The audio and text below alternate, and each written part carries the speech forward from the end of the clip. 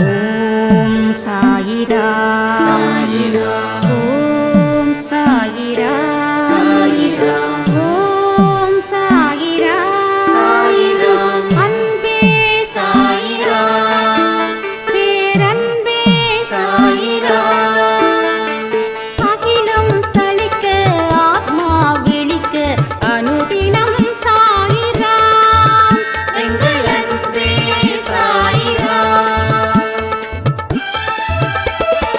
ஒன்றே இறைவன் ஒன்றே பூமிக்கென்றும் சாயிரா சரணம் சாயிரா நன்றே செய்து வாழ்வோம் நாம் ஒன்றே செய்து வாழ்வோம் அன்பே சாயிரா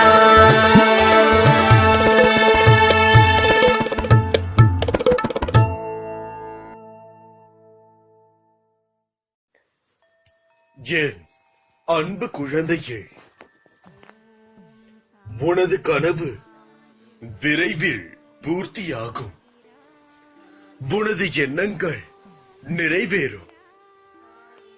உன்னை தேடி அதிர்ஷ்டம் வரும் நேரம் இது.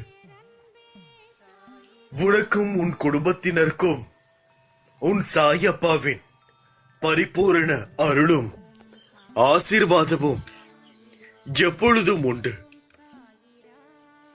எந்த எதிர்பார்ப்புமே இல்லாமல் எப்பொழுதும் நம்மை காடும் அவருக்கு நாம் கண்ணும் கருத்துமாக பத்திரமாக பாதுகாப்பவர், அன்பே உருவானவர் இறைவன் மட்டுமே. ஆகையால் நாம் அனைவரும் கடவுளை பின்பற்றுவோம். பாபாவினுடைய லீலைகள் கற்பனை செய்ய முடியாதவை. அவருடைய சாமர்த்தியமான வழிமுறைகளை எவரும் எப்போதும் புரிந்து கொள்ள முடியாது. அவருடைய லீலைகளுக்கு எல்லையே இல்லை.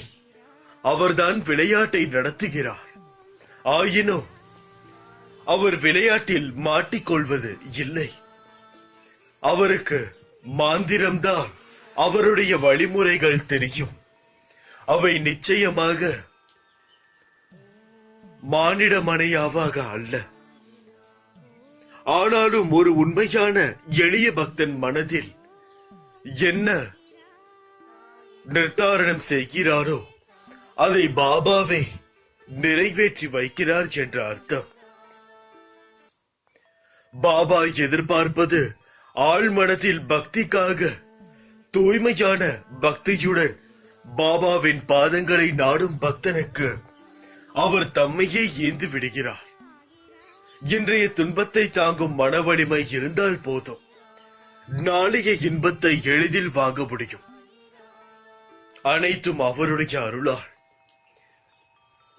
ஓம் சாய்ராம் என்று என் நாமம் உச்சரித்து பொற்பாதம் அடைந்தாயோ, அன்றே உன் வாழ்க்கை என் கைக்குள்ளே வந்துவிட்டது.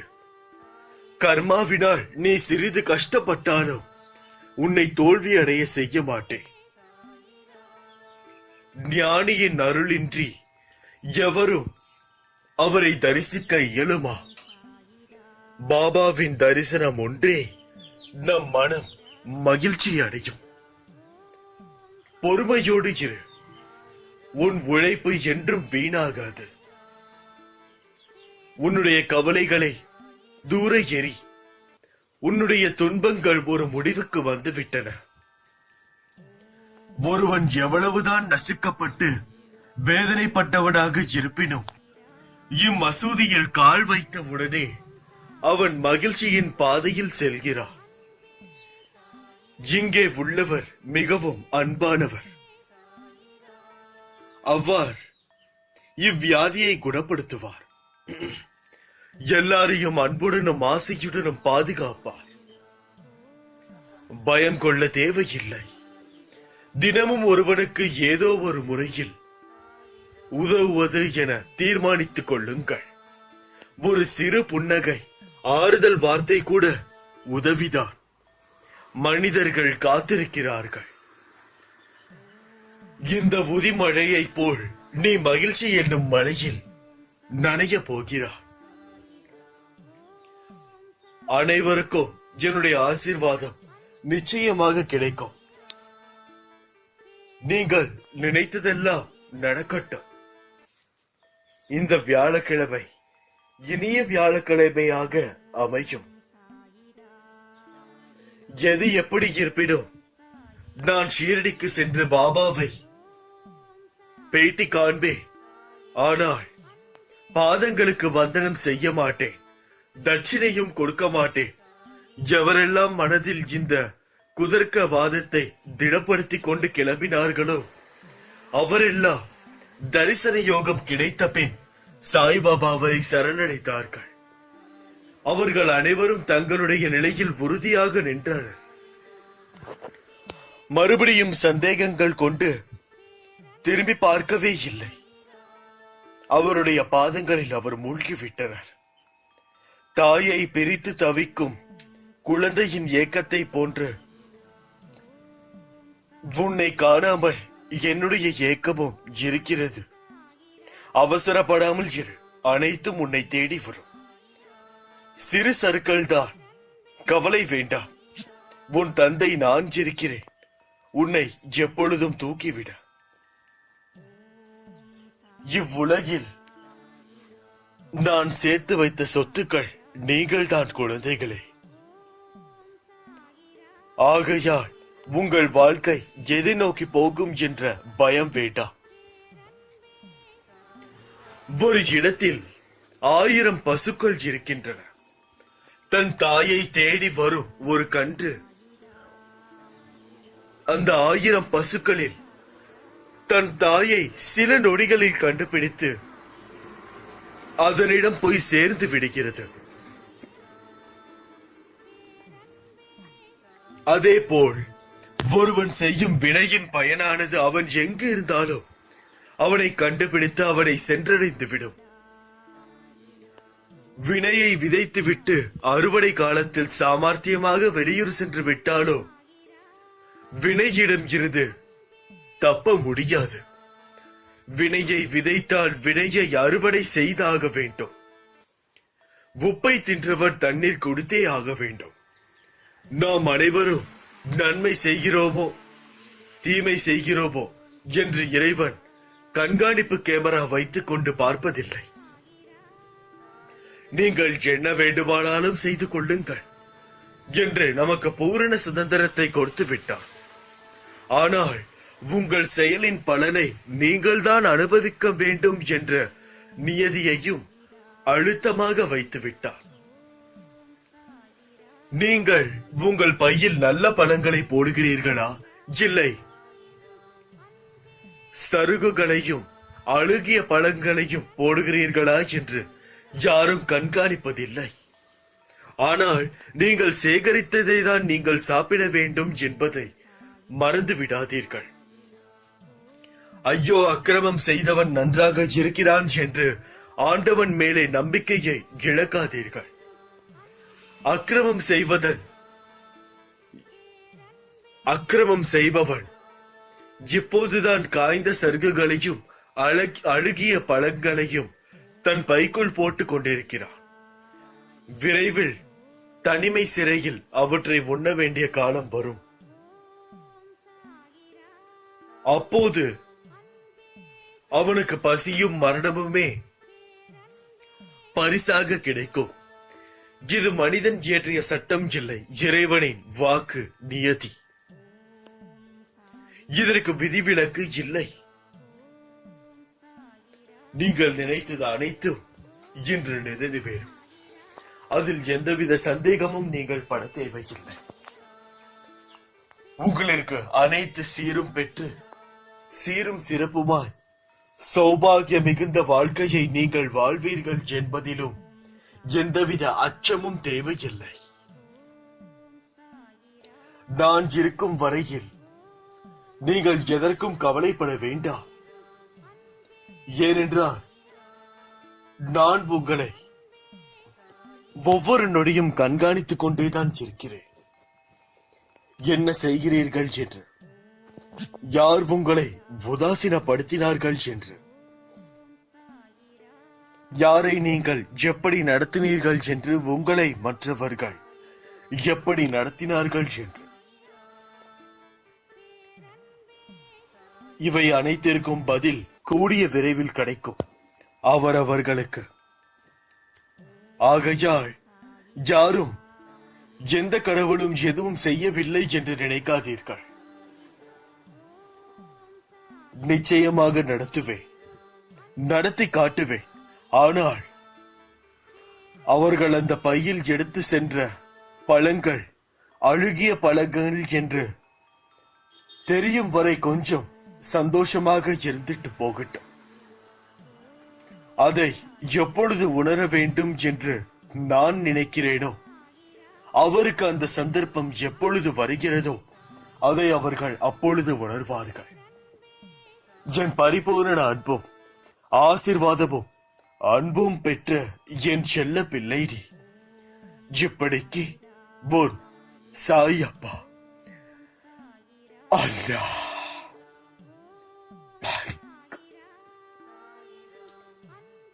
என் அன்பு குழந்தையே, உன் வாழ்க்கையில் உள்ள ஏக்கங்கள், சில விஷயங்கள் உன் கண்முன்னே நடக்கும் போது நமக்கும் இதை போன்ற விஷயம் எந்த நேரத்தில் நடக்குமோ நடக்காதோ என ஏங்கி அன்புக்காக பரிதவித்து நிற்கும் உன் மனதின் நோட்டத்தை பார்க்கிற பொழுது என்னுள் என் குழந்தையை இப்படி பரிதவிக்க விட்டேனே என்று மனம் வருந்துகிறேன்.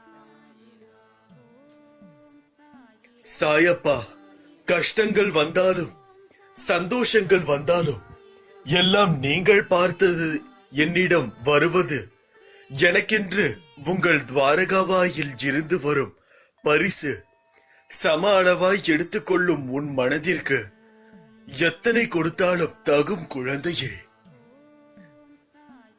உன் ஏக்கங்கள் அன்பிற்காக மட்டுமே. சுயமரியாதை அளிக்கும் உனக்கென்ற ஒரு வழி, அதில் எல்லாரும் சமத்துவமாய் வர வேண்டும் என்ற நினைப்பு, எல்லாருக்கும் நல்லதை நினைக்கும் உன் நெஞ்சம் என உன்னை காணும் போது என் மனம் என் பிள்ளையான உனக்கு கண்டு உன்னை கண்டு சந்தோஷம் அடைகிறது. நீ என்றும் நன்றாக இருப்பாய் என மற்றவர்களுக்காக சொல்ல தோன்றும். உன் மனம் இனிமேல் உனக்கு வெற்றியும் சந்தோஷமும் நிம்மதியும் நல்லதும் தெரியும் வழிகளை மட்டுமே உன்னை பக்குவப்படுத்தி காட்டப் போகிறது. உன் மனதில் உன் சாய் தேவா என்றும் இருப்பேன். உன் மனதை நான் அறிவேன். குதர்க்கமான எண்ணங்கள் உன்னுள் எழும்போது அதை நான் கவனிக்கிறேன். எண்ணங்கள் என்பதற்கு இதுதான் உருவம் என்று கிடையாது. உன் கண்ணால் நீ பார்க்கும் காட்சி, உன் மனம் என்னும் இன்னொரு கண்கள் அதை எப்படி உன்னை உள்வாங்குகிறது என்பது உனக்கே தெரியாது. அப்படி இருக்கையில் நீ ஏன் பொறுப்பேற்றுக் கொள்கிறாய்? எல்லாவற்றையும் நிதானமாக என்னிடம் விட்டுவிடு. பொறுமையும் நம்பிக்கையுடனும் காத்திரு. நிச்சயம் உனக்கென்று ஒரு நல்வாழ்க்கை உன்னை தேடி வரும். நீ ஜெயமாக வாழ்வாய். சீரும் சிறப்புமாக வாழ்ந்து கொண்டிருக்கிறாய். இந்த உலகத்தில் உண்மையான சீரும் சிறப்புடன் வாழ்வது யார் என்று தெரியுமா? செல்வந்தர்களா? இல்லை. குழந்தையா? இல்லை. உண்மையான சொந்த பந்தங்களுடன் கூட்டு குடும்பத்தில் சண்டை சச்சரவுகளை எல்லாம் ஏற்றுக்கொண்டு யாரெல்லாம் வாழ்கிறார்களோ அவர்கள்தான் உண்மையான சீரும் சிறப்புடனும் வாழ்கிறார் என்பது அர்த்தம். ஏனால் கூட்டு குடும்பம் என்பது மிகவும் பெரிய காரியமோ இல்லையெனில் ஒரு பயங்கரமான விஷயமோ இல்லை. கூட்டு குடும்பமாக இருந்துவிட்டால் இந்த உலகத்தில் எவ்வித பிரச்சனைகளையும் நீங்கள் ஏற்கலாம். அதற்குண்டான ஒரு மனோதிடமும் மனதைரியமும் உங்களிடம் நிச்சயமாக தோன்றும்.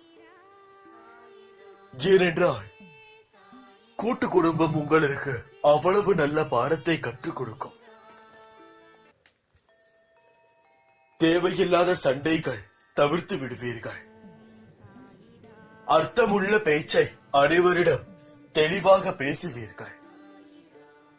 யார் உங்களை பற்றி என்ன நினைக்கிறார்கள் என்பதை முழுமையாக உங்களால் புரிந்து கொண்டு அதற்கு ஏற்றவாறு அவர்களை புண்படுத்தவாதாவது நீங்கள் அவர்களிடம் பேச முடியும். இவை மூன்றும் தான் வீட்டிற்கு வெளியில் உள்ள மனிதர்கள் எதிர்பார்க்கும் ஒரு 3 விஷயங்கள். இந்த 3 விஷயங்களை நீங்கள் வெளி உலகத்தில் கடைபிடித்து விட்டால் உங்களுக்கு என்றுமே தோல்வியே கிடையாது. ஏனென்றால் கூட்டு குடும்பத்தில் புறம் பேசுபவர்கள் இருப்பார்கள். தேவையில்லாமல் விதண்டாவாதம் எழுப்பவர்களும் இருப்பார்கள். புறம் பேசுபவர்களை தள்ளி வைத்து விட்டாமல் அவர்கள் என்ன பேசினால் என்ன என்று நாம் அன்பை மட்டும் காட்டுவோம். ஏனென்றால் அவர்களும் நம் சொந்தம் தானே என்று எடுத்துக்கொள்ளும் அந்த மனப்பக்குவம் உங்களுக்கு குடும்பத்திலேயே கிடைத்து விடுகிறது. அப்படி இருக்கையில் வெளியில் உள்ளவர்கள் பேசினார்கள் மட்டும் நீங்கள் கண்டுகொள்ளவா போகிறீர்கள்?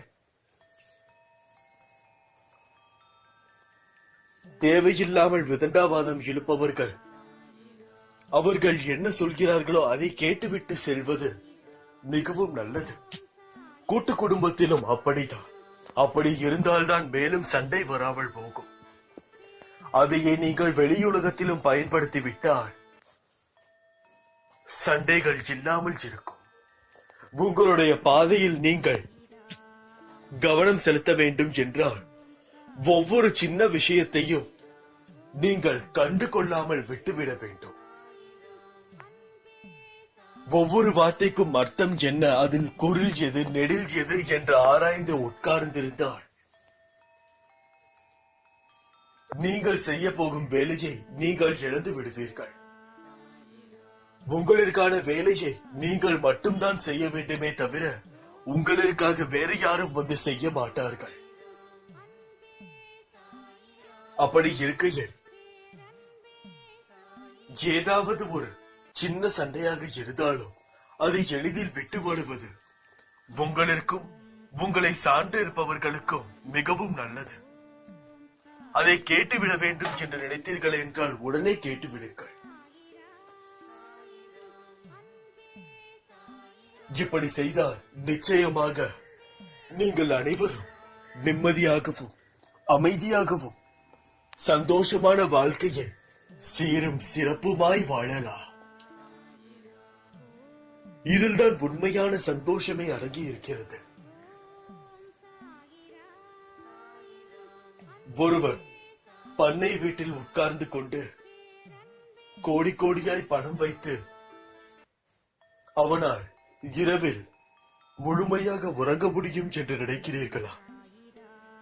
நிச்சயமாக இல்லை. அவனிடம் உள்ள பணம் எங்காவது எப்படியாவது வெளியே சென்றுவிடுமோ என்ற ஒரு பயம். இந்த நிலை நாளை தொடருமா என்ற ஒரு பயம். இந்த பயத்துடன் தான் அவன் இரவு உறங்குவான். உறக்கம்தான் ஒரு மனிதனுக்கு மிகவும் முக்கியமான ஒரு செயல். அதையே ஒழுங்காக செய்ய முடியாதவன் உண்மையான செல்வந்தரா? இல்லை. குடிசை வீட்டில் வயிறு நிறைய சாப்பிட்டு விட்டு அன்பு நிறைந்த வார்த்தைகளால் பேசி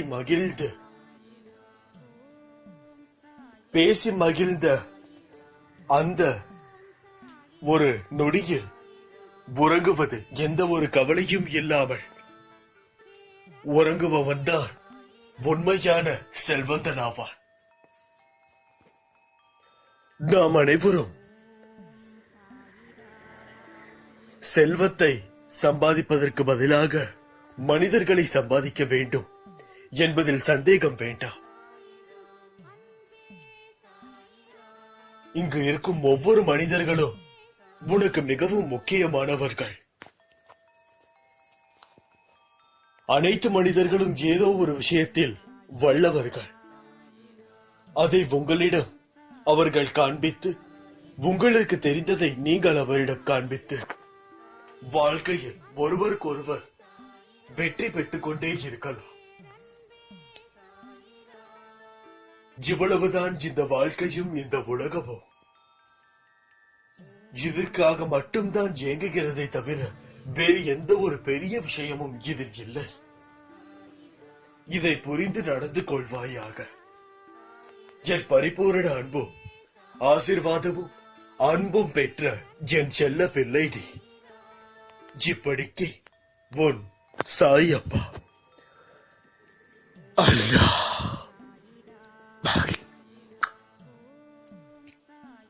என் அன்பு குழந்தையே, உன் உள்ளத்தில் என்னை நீ சுமப்பதால் இந்த உலகத்தில் எப்போதும் நான் உன்னோடு இருப்பேன். உன் துயரத்திலும் என்னை அரவணைத்துக் கொள். உன் தந்தையாக நான் உன் துயரத்தை தீர்ப்பேன். உன்னோடு விளையாட எனக்கு ஆசை. அதனால்தான் உன் சாய் தேவா சில தருணம் என் பிள்ளையை என் மடியில் அமர்த்திக் கொள்வேன். சில தருணம் உன்னை தூரமாக போ என்று நானே சொல்வேன். உன் மனதில் இருந்து கொண்டு விளையாடுபவன் நானே. எதற்கும் கவலை கொள்ளாதே, எல்லாம் கடந்து போகும். ஒரு அழகான தருணத்திற்கு விரைவில் என் லீலைகள் உன்மேல் மலர்களான சாரலை தூவ போகிறேன். ஆசீர்வாதங்களும் அள்ளித்தரப் போகிறேன். வாங்க தயாராக இரு என் கண்மணியே. இதோ என் சச்சரிதத்தை உங்களுக்காக என் முன்னால் திறந்து வைத்துக்கொள். நானும் திறந்து வைத்துள்ளேன். இந்த கடினமான நேரத்தில் பாராயணம் செய்வதற்காக நான் உங்களுடனேயே இருக்கிறேன். பயம் எதுவும் வேண்டாம். நாளையில் இருந்து பாராயணம் செய்ய ஆரம்பியுங்கள். நான் உங்களுடன் இருப்பதை நீங்கள் உணர்வீர்கள். உன் வாழ்க்கையில் உள்ள ஏக்கங்கள், சில விஷயங்கள் உன் கண்முன்னே நடக்கும் போது நமக்கும் இதை போன்ற விஷயம் எந்த நேரத்தில் நடக்குமோ நடக்காதோ என ஏங்கிக் கொண்டிருக்கிறாய். அவை அனைத்தும் அந்த ஏக்கங்களோடு இருக்க வேண்டாம். பொறுமையும் தன்னம்பிக்கையும் தான் தைரியம். அதை நீ தொலைத்து விடாதே. எப்பொழுது நீ எந்த பிரச்சனைகளை சந்திக்க நேர்ந்தாலும் அதை எதிர்த்து போராட கற்றுக்கொள். அப்போது அதுவே உன்னை காப்பாற்றும். ஆனால் எது நடந்தாலும், நீ எதை எதை செய்திருந்தாலும், அதை நீ உணரும் தருணத்தில் நீ அனைத்தையும் மன்னித்து உன்னை ஆசிர்வதிப்பேன். சகிப்புத்தன்மை இல்லை என்றால் உனது நிலைமை மிகவும் கவலைக்கீடமாகும். இதை மட்டும் நினைவில் வைத்துக் கொண்டு மகிழ்ச்சியாக வாழ்வதற்கு எனது நாமத்தை உச்சரித்துக் கொண்டிரு. நீ எவ்வளவு பெரிய வம்சாவளியை சேர்ந்திருந்தாலும், ஒழுக்கத்தோடும் சிறந்த நற்குணங்களோடு இருந்தாலும், வறுமையின் காரணமாக மிகவும் கடினமான சூழ்நிலையில் இருந்தாலும், உனக்கு அனைத்தையும் ஏற்றுக்கொள்ளும் மனவிற்கு மன தூய்மையையும் தன்னலமற்ற சிந்தனைகளும் எண்ணங்களும் இல்லை என்றால் எதையுமே நீ எதிர்கொள்ள முடியாது, சாதிக்கவும் முடியாது. மிகவும் முக்கியம் சகிப்புத்தன்மை. இது மட்டும் உனது வாழ்வில் இல்லாவிட்டில் உனது வாழ்க்கையே பறிபோகிவிடும். நான் பக்கபலமாக இருந்தாலோ, நானே அனைத்திற்கும் சர்வாதிகாரி என்றாலும், அனைத்தும் எனக்கு கட்டுப்பட்டு இருந்தாலும், உன்னிடம் நிலையான உண்மையான பக்தியும் இருந்தால் மட்டுமே நான் உன்னை அனைத்திலும் இருந்தும் பாதுகாக்க முடியும். நம்பிக்கையும் சகிப்புத்தன்மையும் உனது தைரியத்தையும் நான் உன்னிடம் இருந்துதான் எதிர்பார்க்கிறேன். உன் வருகைக்காகவோ நான் காத்திருக்கிறேன். என்னை ஏமாற்றி விடாதே. நான் உனக்கு உனது மனநிலையை புரிந்து கொண்டு அழைப்பு விடுத்திருக்கிறேன். எனது அழைப்பை ஏற்றுக்கொண்டு எனக்கு பிடித்ததை எடுத்துக்கொண்டு விரைந்து வா. அப்பா உனக்காக எனது விழி திறந்து எனது தர்பாரில் உனக்காக காத்திருக்கிறேன். எனது அனுமதியின்றி எதுவும் நடக்காது. எவரையும் நெருங்க விட மாட்டேன். எனது அனுமதியின்றி எவரும் எனது மண்ணில் பதம் பார்க்கவும் முடியாது, பாதம் பதிக்கவும் முடியாது. உனக்கு ஏற்பட்ட துயரங்கள் அனைத்தும் உன்னை விட்டு விலகிவிடும். தன்னம்பிக்கையை என்றைக்கும் இழந்து விடாதே. அனைத்தும் விரைவில் மாறப்போகிறது என்பது மட்டும் நிஜமான ஒரு காரியம். சாய்பாபாவின் தீவிர உண்மையான பக்தர்களுக்கு பகவத்கீதை, குரான், பைபிள், தேவாரம், திருவாசகம், திருமுருகாற்றுப்படை, ஸ்ரீமன் நாராயணியம், திவ்ய பிரபந்தம், அபிராமி அந்தாதி, ஸ்ரீருத்ரம் என புனித நூல்களாக இருக்கிறது. யாருடைய பாவங்கள் நீக்கப்பட்டு விட்டதோ அவர்களே சாய்நாதரின் அருளை பெற முடியும். ஸ்ரீ சாயி சச்சரிதத்தை படிக்க இயலும் சாய் அருள் இருந்தால் மட்டுமே சாய் சச்சரிதம் புத்தகம் உங்களை தேடி வரும். தேடி வந்தாலும் சாய் அருள் இருந்தால் மட்டுமே ஸ்ரீ சாய் சச்சரித புத்தக வரிகளை நீங்கள் படிக்க முடியும் என்பது இதுவரையான உலகம் எங்கும் உள்ள கோடிக்கணக்கான சாய் அடியவர்களின் பக்தர்களின் சத்தியமான உண்மை அனுபவமாக இருக்கிறது. நல்லது சாய் பக்தர்களே, சாய் அருளால் உங்களுக்கு இதுவரை என்னால் முடிந்த அளவு நம் சாய்பாபாவின் வாழ்வு, உண்மை சாய் சரித்திர கதைகள் தேடி பிடித்து சிறு சிறு கதைகளாக பதிவிட்டு வந்தார். உலகமெங்கும் உள்ள சாய் பக்தர்களான நீங்கள் அனைவரும் நாள்தோறும் ஆயிரக்கணக்கில், அதாவது ஆயிரக்கணக்கில் பெரும் ஆதரவு அளித்து வந்தார்கள். அது கண்டு அனைவரும் பெருமையும் உற்றார்கள். ஸ்ரீ சாய் சச்சரிதம் இத்திருப்புரு புனித புத்தகம், இந்த அற்புத அத்தியாய வரிகள் உங்களை, என்னை, நம்மை சாய்பாபாவின் இறையர்கள் சொர்க்க உலகத்திற்கே உங்களை கொண்டு செல்லும். நீங்கள் தினமும் சாய் சச்சரித்திர அத்தியாயங்களை மனம் குவிந்து படிக்கும் போது உங்கள் வாழ்க்கை உங்களுக்கு பிடித்ததாக மாறும். நீங்கள் இழந்தது அனைத்தும் மகிழ்ச்சியையும் பெறக்கூடியதாக இருக்கும். உங்கள் வாழ்வில் உங்களுக்கு வேண்டியது என்ன, வேண்டாதது எது என்று உறுதியாக முடிவெடுத்து செயல்படுத்துவீர்கள். இறுதியில் பேரானந்தத்தை, சாய்நாதரின் சொர்க்க அரண்மனையை நீங்கள் இப்பொழுது வாழும் பொழுதே அடைவீர்கள். உங்கள் வாழ்வு ஒவ்வொரு நொடியும் ஆனந்தமாக மாறும். ஆனந்தமாக வாழ்வீர்கள். கோடிக்கணக்கான சாய் அடியவர்களின் ஒருவன் நம் சத்குரு சாய்பாபாவின் திருமலர் பாதுகைகள் வேலைக்காரன் பக்தர் பகன் ஆவான் என்று அத்தியாயங்களில் ஒவ்வொன்றாக நாள்தோறும் இனிவரும் நாட்களில் வரும். நமஸ்காரங்களும் நமக்கு மிகவும் முக்கியம். அதை ஒவ்வொரு நாளும் நாம் தேடி படிக்க வேண்டும். ஆகையால் நான் ஏதாவது ஒரு வழியில் உங்களிடம்தான் இருக்கிறேன். படம், பொருள், பதவி, அதிகாரம் படைத்தவர்களாக இருப்பது மட்டுமே பாக்கியம் என்று நீ நினைத்துக் கொள்கிறாய். ஆனால் உண்மை அது அல்ல.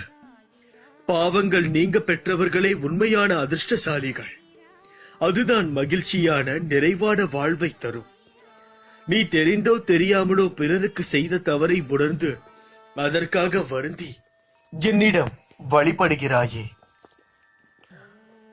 நீ என்று அப்படி வழிபட்டாயோ அன்றே உன் பாவங்கள் நீங்கி நீயும் நல்வாழ்வு பெற ஆரம்பித்து விட்டாய் என்பது அர்த்தம். தீங்குக்கு தீங்கு என்பதை தவிர பிறருடைய அவசொற்கள் உனக்கு தீங்கு இழைக்காது. அந்த பாவ செயல்களின் வினை செய்தவர்களையே போய் சேரும் என்பதில் எந்த ஒரு சந்தேகமும் வேண்டாம். நீ அமைதியாக இரு.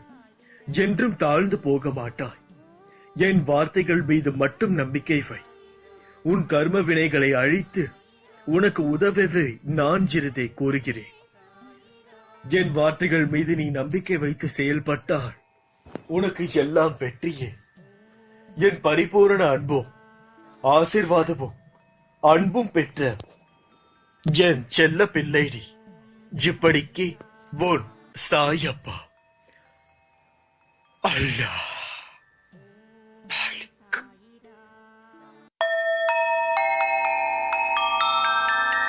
ஓம் சாயிரா.